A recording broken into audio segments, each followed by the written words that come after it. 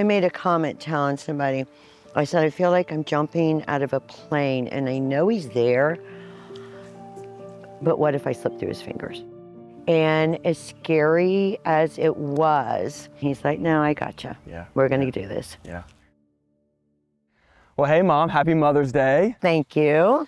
So I gotta know, you've raised 3 wild boys. How do you look this beautiful? Oh my goodness. Let's go. Thank you. Yes, you're welcome. Yeah, you're my favorite. And I picked you all these flowers as well. Thank you. So just for you. You know, one of the questions I want to ask you as we get started, you, like I said, you raised 3 boys, very young. How did you do it?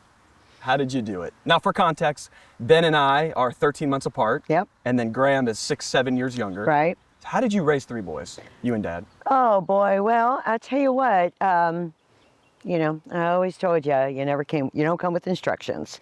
But, you know, your dad and I were dating and, you know, fell in love, and then we were pregnant and, you know, got married. And Before you were married?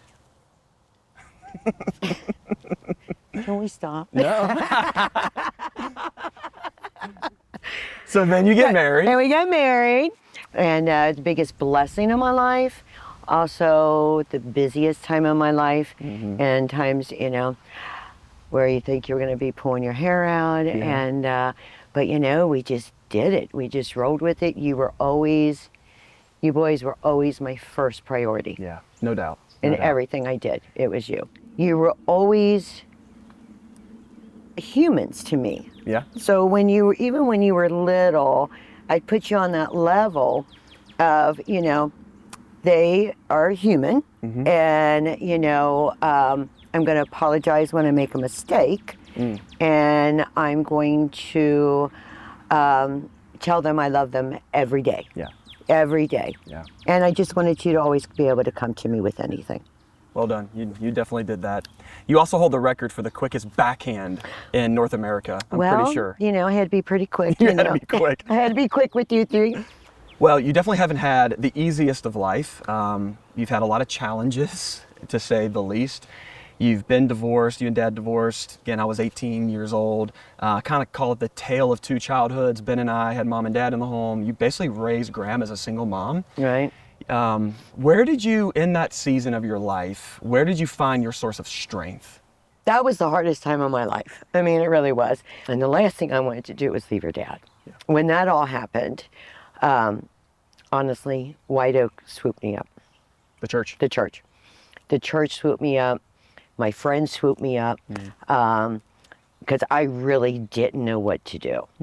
And my faith just was even, I mean, my relationship just grew and grew.